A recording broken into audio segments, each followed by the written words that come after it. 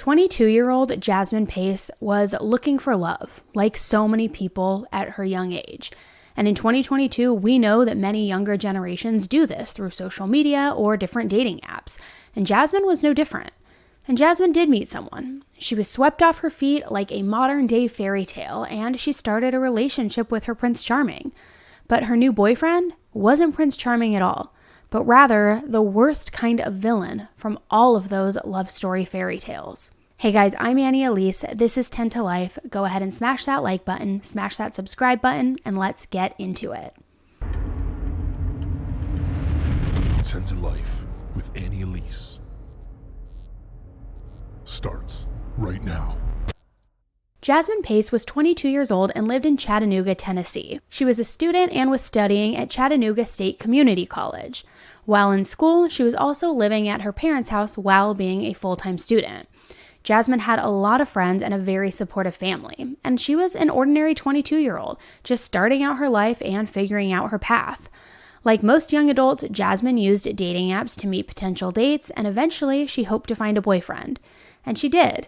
Jasmine started dating a guy by the name of Chen after they met on one of these dating apps.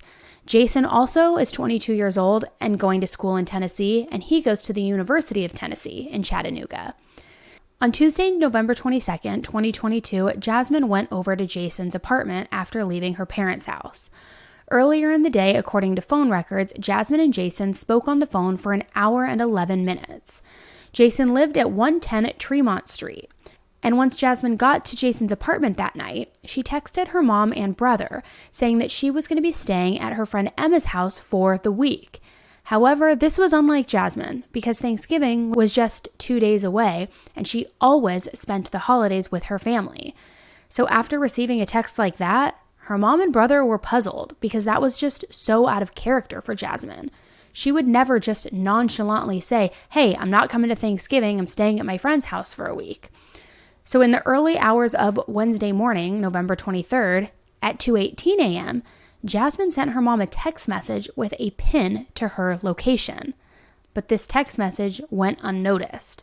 Then weirdly, on November 26th, 2 days after missing Thanksgiving with her family, Jasmine posted to her Facebook saying, "Thanksgiving with my baby," with a picture and a few videos. Jasmine's friend Emma, the one that allegedly Jasmine said she would be spending the week with, noticed that the videos included in the post were old. Those were saved videos taken on Snapchat and in her Snapchat memory file on the app. I blurred out the picture on the left, but it's a selfie that Jasmine had taken wearing lingerie. Jasmine's friends and family said that she would never post something like this to her Facebook in a million years, and they knew that it could not be Jasmine posting this. So after seeing the post, Emma called Jasmine several times, but she never got a response. She texted her begging her to please answer or to call her back because she knew that something was wrong, and she was completely upset by this whole situation.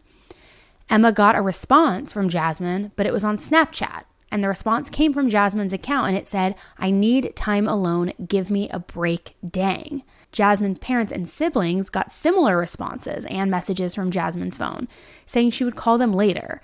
But still, nobody had actually talked to Jasmine on the phone to know if she was okay. The last place we know she was at Jason's apartment, but she had been lying, saying she was spending the time with her friend Emma. So let's talk about Jason for a minute. People who knew Jason and old classmates of him say that he had a history of stealing phones and stealing from his jobs. And even creepier, he also had a history of impersonating people online.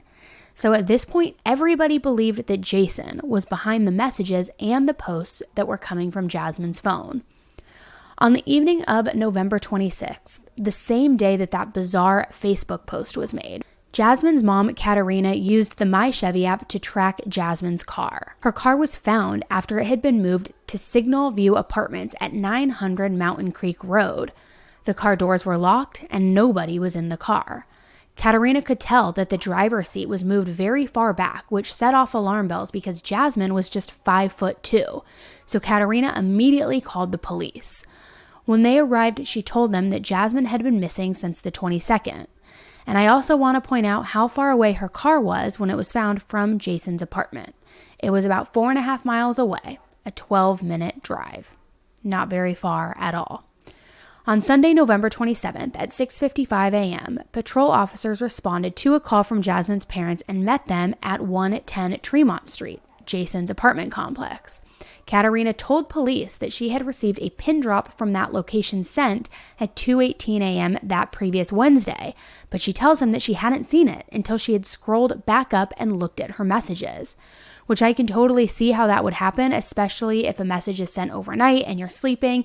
You never received pins like this in the past, so I'm guessing she woke up, sent Jasmine a bunch of texts wondering where she was, and then she wasn't answering and the pin was just buried in that thread above. Jasmine's mom and dad went to that address, spoke with residents, and figured out that Jasmine's boyfriend Jason did in fact live there and lived in apartment 210. Somehow, they entered the apartment, and that's where they found Jasmine's driver's license and multiple credit cards, but they didn't see Jasmine or Jason there. Katerina also told police that she spoke to a neighbor that heard a loud thud and someone screaming at 2:15 a.m., 3 minutes before Jasmine sent the pin location to her mom. That neighbor said that she called the police and that police confirmed this, but said that they were unable to make contact with anyone in the apartment. Which this just pisses me off, because in a lot of these cases, when we hear a report of a 911 call being made and somebody hearing or witnessing somebody in distress and screaming, but then the police go there and no contact can be made, shouldn't there be some sort of protocol to where you go in the residence even if no contact is made and nobody answers the door? Because clearly something distressing was happening inside the house. Nobody's going to willingly just open the front door and be like, hey, yeah, here I am. So what, you make no contact and you just leave? It pisses me off. Jasmine's parents went to the police station to talk with the police more and told them that she had home security footage of Jasmine leaving their house on the 22nd at 11:37 p.m. After a formal interview with Jasmine's parents, the police executed a search warrant on Jason Chen's apartment. Officers initially saw evidence of blood transfer from the living room hardwood, bathroom grout, the master bedroom's carpet, and blood spatter on the bathroom wall. There was also a Walgreens bag with cleaning supplies on the couch. Then the officers used Blue Star forensic blood reaction, also known as luminol, on the scene. Police saw an extremely large reaction in the living room, the master bedroom, and the bathroom. Police said that this indicated that there was a large volume of blood and that a cleanup occurred. Additionally, they noticed that the whole apartment had been cleaned in general. All the trash cans were emptied and there were glass fragments on the floor. All of this led police to believe that there was evidence of a violent physical altercation at the apartment. The next day, detectives spoke to one of Jason's neighbors. This neighbor had Ring doorbell surveillance, and it showed Jason leaving his apartment without Jasmine 1 minute before her car was moved on Wednesday morning. In that footage, he had a scarf wrapped around his head, covering his face. He had sunglasses on, and his hand was in his right pocket. Later on Wednesday night, Jason was seen again on that same surveillance, and he was wearing a surgical mask and had a black fabric item wrapped around his right hand. Detectives also interviewed several neighbors who all said that they heard sounds like objects were being thrown and a loud, continuous female scream coming from that apartment. Detectives also obtained surveillance video from the Walgreens that Jason visited on Wednesday and later had left that Walgreens bag on his couch.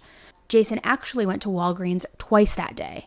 Once, he came in and bought 2 bottles of peroxide and bandages. Then on his second trip, he bought rubbing alcohol, 2 more bottles of peroxide, and a 6-pack of paper towels. Now, if all of this wasn't enough to nail Jason, investigators obtained traffic cam footage where they can see Jasmine's car being driven to the Signal View condos by an individual in a scarf with a hood, that same thing that Jason was wearing in his neighbor's surveillance footage. The timestamps of Jasmine's car activity from the My Chevy app, the neighbor's surveillance footage, and the traffic cameras all also perfectly aligned. So on November 29th, the police tracked down Jason and found him at a house in Nolensville, Tennessee. Police saw that Jason had lacerations on his right hand that appeared to be from a physical altercation. At this point, Jasmine had not been located, but given the amount of blood evidence and the surveillance, police believed that she was murdered and transported away from the apartment. They arrested Jason and took him into custody. Jason was charged with her murder as well. Since he was in Nolensville at a family member's house, he had to be transferred over to a jail in Chattanooga. While Jasmine was missing, her friends, family, and community held a beautiful vigil for her. The police and district attorney's office were determined to find her and to bring closure to her family. A few days later, on Thursday, December 1st, Jasmine's remains were located. Until we find her. Any information that anybody has on the location, the whereabouts of Jasmine Pace, please contact the Chattanooga Police Department. Hamilton County's District Attorney Cody Womp told the Pace family and community officials are working day in and day out to solve Jasmine Pace's disappearance. On December 1st at 1:30 p.m., the Chattanooga Police Department confirmed they found the remains of Jasmine Pace. Upon the news of Jasmine's remains being found in Sunk Creek, her friends, family, and community were just devastated. Many friends took to social media to describe Jasmine because they wanted people to know the real her. They described her as fun, kind, smart, sweet, accepting, unconditionally loving, somebody who gives the best advice, somebody who always has your back and has just a generous soul. Her nickname was Jazzy, and one of her friends wrote on Facebook, "For those of you who knew Jazzy, you knew she always greeted everyone with a warm hug, bright smile, infectious laugh, and she truly was a bright light." When Jasmine got the tattoo of a sleepy panda, her mom asked why she did it, and she responded, "Because it makes me smile every time I look down." Some of her closest friends and family got tattoos of a sleeping panda to remember her by. Jasmine's mom reshared this older video post of Jasmine singing to her niece because she wants the world to know who Jasmine really was.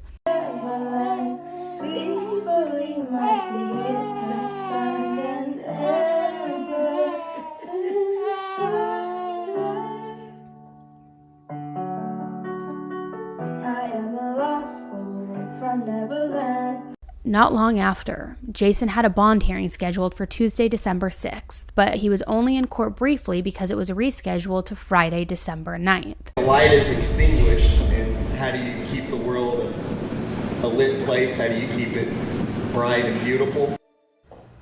Family and friends of Jasmine Pace searched for justice after police charged Jason Chen with killing. After a vigil last night, Chen appeared in court today in front of some of those close to Jasmine. You can see her mother staring at the accused killer. And her mother trembled as the man sat on the other side of the courtroom. News Channel 9's Jordan Karnback has some of the highlights about what happened there today. It's been less than a week since police discovered 22-year-old Jasmine Pace's body. Now, the man that police say she had been seeing for several months faced a judge for the first time. Silence filled the courtroom when Jason Chen walked in, as family and friends of Jasmine Pace, the 22-year-old he is accused of murdering, watched from the gallery. Jasmine's mother, Katrina, stood and stared Chen down. You can see her hands are shaking. State's here on the case of State versus Jason Chen. Jasmine's cousin wrote to us saying the Pace family has, quote, had enough and will not settle till we simply get justice once and for all. Chen went before a judge to set his bond for a criminal homicide charge he faces. But Chen's attorney asked the judge for more time. That at the request of the defendant, we'll ask for a bond hearing on Friday. Hamilton County District Attorney Cody Womp says they are pursuing first-degree murder charges for Chen. Jonathan Turner is a defense attorney in Chattanooga and says there is a significant difference between the upgraded charge Chen may face, including having to prove premeditation. There's various ways you can prove premeditation. I believe the courts have ruled that it can be formed in an instant. So there doesn't have to be a lot of pre-thought, but there has to be some type of planning or some type of thought and intention to kill. So before you do the killing, you had to have at least had some reflection, some thought that what you were doing, and then you still chose to go through with the killing. Chen is set to appear in court again on December 9th at 12 p.m. Reporting in Chattanooga, I'm Jordan Karnback, News. When this new rescheduled hearing took place, it revealed gruesome new details in the case. Investigators testifying revealed that Jason's cell phone records are what led them to Jasmine's remains on Sug Creek Road. Upon approaching the location in which her remains were suspected to be in, an officer testified that investigators found a rolling suitcase that was caught up in kudzu.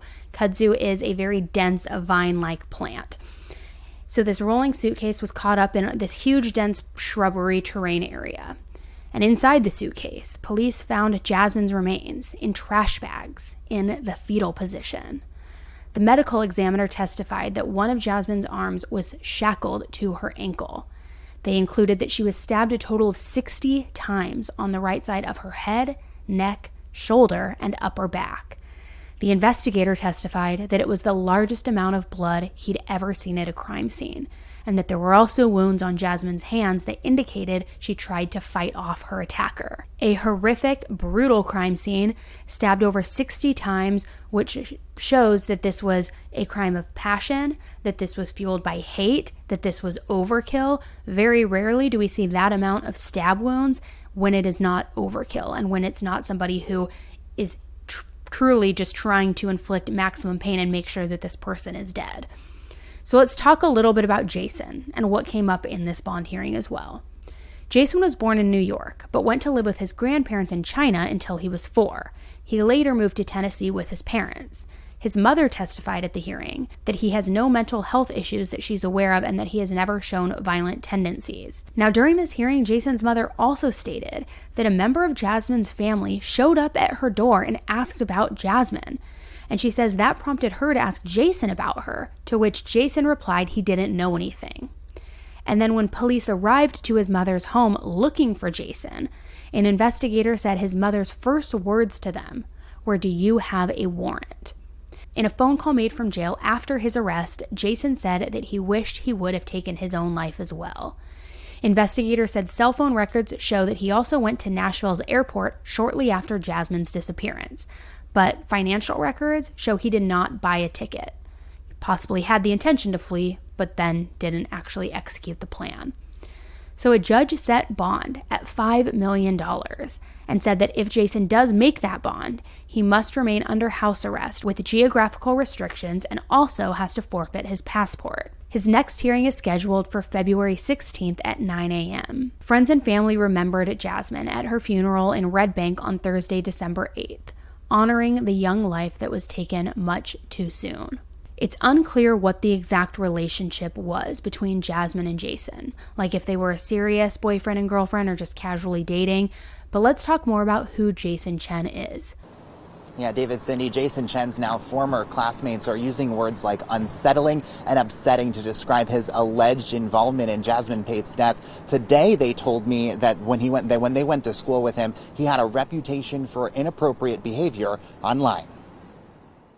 And it just made me sick to my stomach. Addie Raymer says it took her a while to wrap her head around accusations against Jason Chen, the man accused of killing Jasmine Pace. She went to middle school with him before he went on to attend and graduate from Nolensville High School. His personality is just very off, and he's not very good at social cues and things like that. Raymer says Chen built a reputation of inappropriate online behavior. She says he would often create fake profiles of classmates, pretending to be them while chatting with other students. Raymer says it happened to her. It just basically felt like he was trying to delve more into my life. She says these messages are from him pretending to be a friend, not asking anything inappropriate, but asking her if she wanted to hang out after school. He admitted that he was doing this? Mm-hmm. Jason Chen's arrest warrant. We're all just kind of really uneasy. Julia Carroll lives in the apartment complex and is a senior at UTC, where Chen is also enrolled. They said he kind of gave off just like a weird vibe, like this kind of unsettled people with just kind of how he behaved. It's unsettling to the people who interacted with him, his neighbors and former classmates, who say Jasmine's death is hitting too close to home. Everybody had known him to be really odd and just not very socially there. First of all, what a creep. There have been reports that Jason wasn't using some of his own pictures on dating profiles, but instead using someone else's photos that looked similar to him. Most of the photos are far away, like this one, or with a scarf wrapped around his head, so you may not initially notice it at first. This poor innocent guy whose photos were being used spoke out on TikTok to clear things up. This is Jason Chen. He is 22 and lives in Chattanooga, Tennessee as well. So basically, everybody been hitting me up saying somebody using my photos, and I would like to address that. Yeah, the first photo she just showed was Jason Chen, but the next two photos throughout the video are actually photos of me, and I'll prove that later on, but yeah. So here's one of the photos on Jason's Visco. It was posted on January 24th, 2022. Then here's mine on my Visco, posted on January 3rd, 2022. And then here's another photo on Jason's Visco, posted on November 10th, 2022. And then here's mine on my Visco, posted on September 13th, 2022. Another one on Jason's, December 23rd, 2021. And then here's mine on my Visco, March 25th, 2019. Now, a couple months earlier, actually, he made a Tinder account with some of my photos in it. He took this one from Instagram. You see? So here's some proof. This is my motorcycle and my car license. It says Taylor Hahn right there. So I kind of got framed. I thought we didn't look alike. But I guess if I cover up half my face, I guess the eyes. But I feel like my eyes are more Asian. And I did not know he was using my photos, nor would I allow that shit, because that's just weird. But I just felt like I needed justice. No hate to whoever posted TikTok. Hopefully y'all find Jasmine, but yeah. And if y'all don't believe me, y'all can look this up. Like, I ain't lying. I don't care enough to lie, basically. So, yeah. I mean, if we didn't already think that he was a psycho based on everything else, we definitely now know he was also a catfisher. I'm not sure what exactly will happen to Jason, but just based on the evidence released in the bond hearing alone is probably enough to put him away for a very long time, not to mention all of the physical evidence found at his apartment. And I just want to say to all of Jasmine's friends and family, if you're seeing this, she did not deserve at all what happened to her, and I can't imagine the amount of pain that you are going through right now. She was a beautiful young girl taken way too soon, and I just hope that you know how much support you have behind you.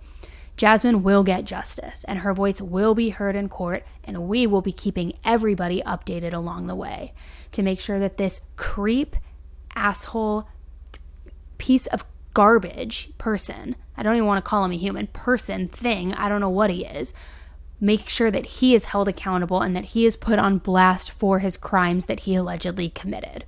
Please leave your supportive comments below for all of Jasmine's friends and family. I'm also very interested to know your thoughts. Let me know below, do you think that this was overkill given the 60 stab wounds? Some are suggesting that Jasmine was shackled in the fetal position before she was stabbed to death. Was that a way to make sure she couldn't fight back if she initially had tried to fight back? The pin that she sent her mother at 2:18 a.m., I just have to say, is probably one of the smartest things I have ever heard of in my life. I think that in Jasmine's mind, she knew something was going in a bad direction and she was trying to notify somebody where she was, who was the one responsible, and what was happening. And to have that kind of wits and smarts about you in that moment when you're going through an experience like that is just incredible. And it is a testament, in my opinion, to Jasmine's smarts and just how mature and mentally mature she was to even think to do that. I personally don't even think I would think to do that. And I've been covering crime cases for years, and personally I've been watching crime cases unfold for years, and I don't even know that I would have the, mental capacity in that moment to do that. So, I mean, kudos to her and to Jasmine's family and friends. She is just obviously such a smart individual, which again just makes this so incredibly tragic. So let me know what you guys think below. Was this overkill? What was the reasoning? Was it because was he always a creep, and was he planning to do this all along and Jasmine was just the victim? Did they have a fight out? Something? We're going to learn so much more. I'm guessing that through all of the digital evidence, which he clearly didn't go to great lengths to conceal, I'm sure we will see conversation histories, we will see photos, we will see all sorts of stuff as this continues to move forward. So I will let you know as all of that information gets released. All right, guys, thanks again for tuning in. Please don't forget to like this video on your way out. Subscribe to the channel if you haven't done so already, because it is a free way to support the channel and to see new videos as they get uploaded. So thank you for tuning in, and until the next one, stay safe.